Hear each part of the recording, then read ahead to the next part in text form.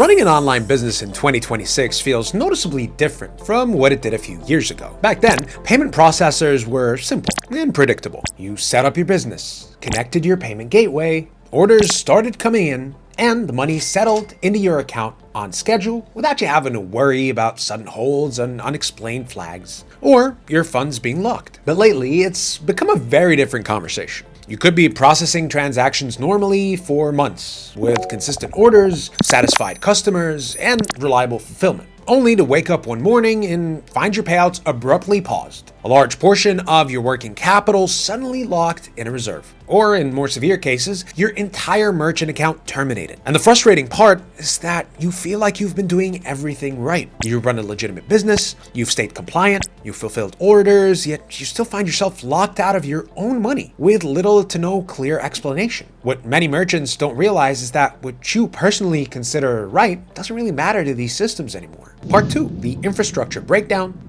and the domino effect. To understand why this is happening, even to legitimate businesses, you have to look at where the real pressure is actually coming from. Platforms like Stripe, Shopify Payments, and PayPal are not creating these strict policies entirely on their own. They're operating under the increasing pressure of major card networks like Visa and MasterCard to drastically reduce risk across the entire payments ecosystem. Those networks want fewer chargebacks, lower fraud losses, and stronger compliance standards across millions of merchants. As a result, payment processors have handed over a significant portion of their decision-making to highly automated systems. The problem is, these systems don't actually know your business. They don't see how carefully you operate, how responsive your support team is, or how satisfied your customers may be. They simply analyze behavioral patterns and react when something falls outside their predefined parameters. That's why a business can appear perfect on the surface and still get flagged. A strong week of sales that looks like healthy growth to you can appear as a suspicious spike to an algorithm. Minor wording issue in your refund policy, temporary delay in updating tracking numbers during a busy period, or even a subtle shift in customer dispute patterns can trigger a review.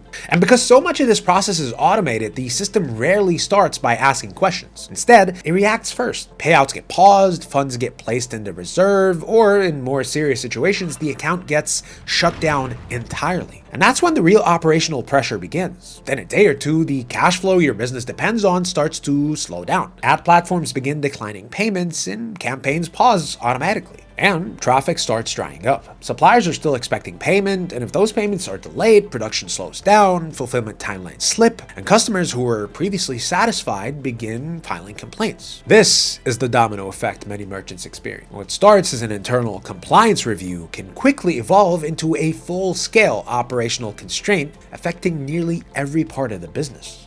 Part 3, the support trap and the structural defect. At this point, most merchants assume the issue is simply a customer support misunderstanding. When you see a notification about a hold or payout suspension on your dashboard, your immediate instinct is to believe that if you can just get a real person to review your supplier invoices, clean tracking history, and positive customer feedback, they'll recognize the mistake and release the funds. But this is where many merchants fundamentally miscalculate the situation. In reality, a complex business model is often reduced to a surface-level review handled by an outsourced frontline support agent, or an automated system working through a rigid internal checklist. These teams rarely have the time to fully understand the operational context of your business. And more importantly, they typically lack the authority to override an algorithmic risk decision. The real danger is that these merchants often rush into the appeal process without understanding how the system actually works. Submitting an incomplete or poorly structured appeal through standard support channels can quickly lead to a rejection. And once that rejection happens, reversing the hold often becomes significantly more difficult. At that point, you've essentially exhausted your primary line of communication through a system designed to process tickets efficiently, not resolve complex infrastructure level disputes.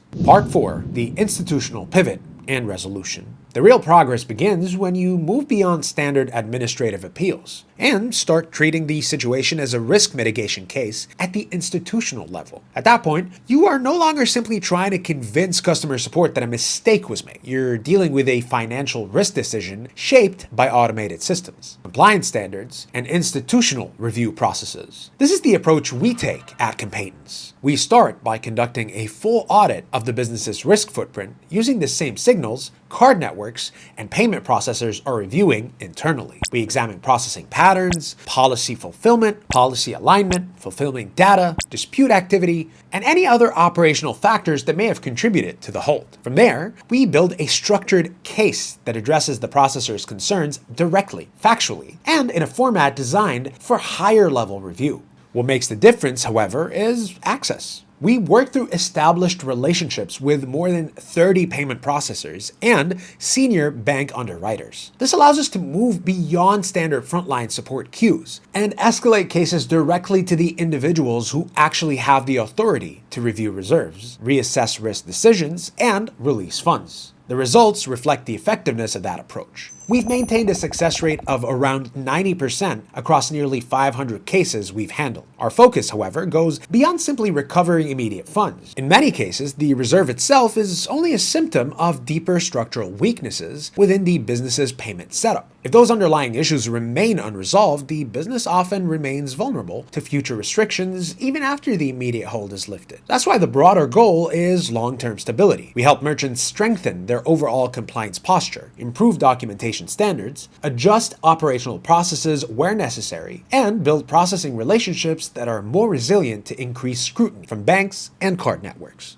If your funds are currently frozen or you're facing a reserve hold, the most effective step is to address the issue at this institutional level, rather than continuing through the usual channels. Visit Compaytence.com and book a review with our team. We'll examine your situation and give you a clear, honest assessment of the options available. In 2026, reliable payment infrastructure is no longer optional. Protecting and maintaining access to your capital has become a core part of running a serious online business.